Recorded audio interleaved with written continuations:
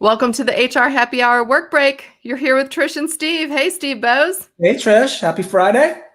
Happy Friday. I always love doing the work break with Woo-hoo. you on Friday. That makes me feel like the weekend is here. I know. I wish it was like cocktail hour Friday and true happy hour. It's not quite that yet, but one can Yeah, hope. but we're taking an earlier break, which makes me feel like it's like later in the day. So Right. but we're doing it because of you. I am. And right after we finish this little conversation, Trish, I'm getting in my car. I'm not getting in my car. That's another story. I'm getting in a car and I'm going to go drive to get my COVID shot number 1. That is my plan.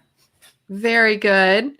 Yeah, and I hear your car is not a little breakdown. Yeah, I went to start the car and got the whole, battery dead thing happening, which, all right, happens. It's an older car. It's the original battery. Fine, right? It happens, right? Not a big deal. Except in my particular vehicle, for some strange reason, Trish, the ignition key, I still have a key. It's an older car with an actual key that you put in and crank the ignition, is now stuck in the ignition, locked in there, will not come out. I cannot remove the key, nor can I put the car in neutral. So even if I wanted to try to get it dragged out, it's in my garage right now, even to get it dragged out and towed maybe, I can't put the car in neutral. So I guess to tow it, you'd have to just drag it out of the garage, which I don't really want to do. Not good.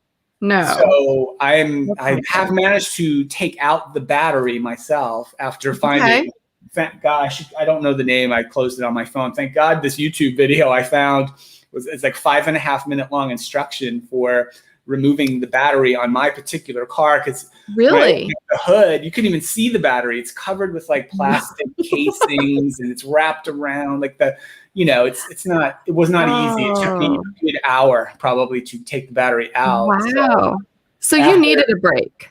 After the vaccine, Trish, I will attempt to get a new battery and resume work on the car this afternoon is my plan. You know what? I bet that this is more common right now during the pandemic. I bet if you did research on like people having car batteries going dead because people aren't, going out, right? People are staying. You've been staying in a lot. You've said you haven't really been driving that much. No, every couple of weeks I do take the car out just for those reasons, right? Yeah. Just to make sure it's running okay. And so just bad luck today. I was lucky enough that I could borrow a car, so I'm able to get to that vaccine because I got like a 35-minute drive to where I'm going. Gosh. So I need to. Well, I'm glad that you're able to still go. Yeah. So that's good. Yeah. Awesome. Hey, I know we're going to keep it short because you are leaving. Did you hear that we had DMX passed away?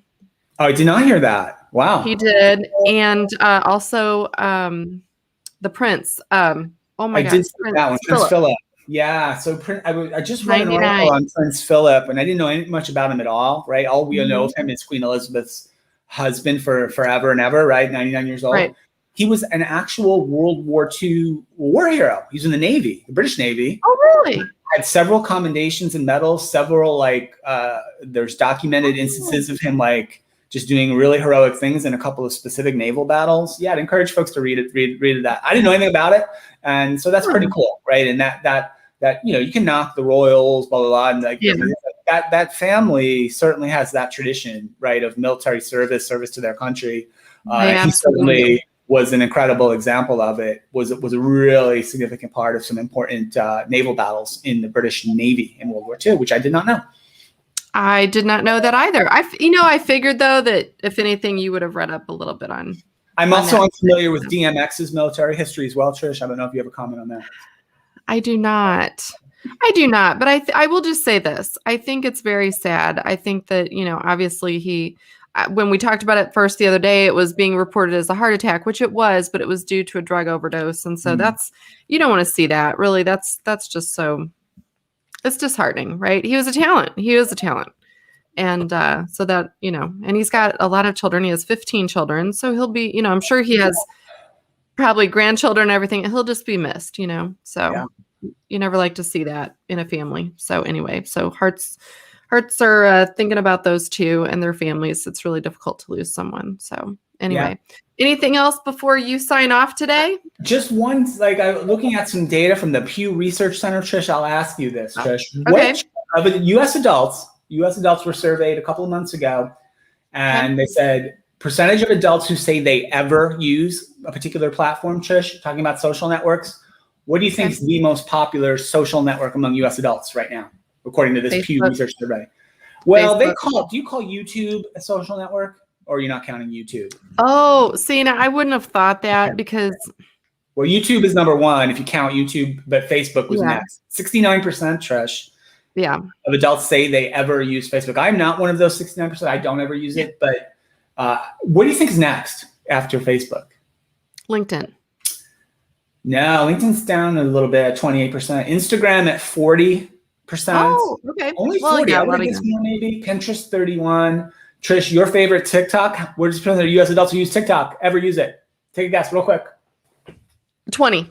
21. You got it. Good for you. That's it. Interesting. I'll tell you what, it is just, I'm learning, you know what, it's funny, all these social platforms, right? Your use of them changes over time. So now that I've been on TikTok for probably almost a year, I've really, first of all, the algorithm has figured out like the kind of videos I like, which is like learning how to do shit around my house. That's the kind of videos I get now. I don't get the dances. I don't get all the weirdness. Right. But I find that because I hate commercials and I'm not a big TV watcher, but when I do watch like, you know, something on regular network TV and there are commercials, I will go on TikTok. That's where I'm getting my TikTok time. I'll get like 2 or 3 minutes of TikToks in. You and 21% of US adults are right in there. So you know what, though, I will tell you, it'll be interesting to see how that grows in this next year because we're going to start seeing more and more uses for work things, I think, on TikTok as the year goes on. But we'll see. All right. Hey, thanks everyone for joining us a little early today. We hope you have a fantastic weekend. If you're not already subscribed, please subscribe to the HR Happy Hour Network. We have lots of shows, not just from me and Steve, but from Madeline, from George, and from Sarah. So please join us. You can find us on Apple, iTunes, and on Stitcher and Spotify and wherever you get your podcasts. And I'll read the podcast to you if you want. Wouldn't that be that's special. I like that. Yeah. Readings with Steve. All right. Anyway, hey, good luck on your vaccine. I hope you don't have any bad reactions to that. Me. Take it easy if you do, and we will catch you all back here on Monday.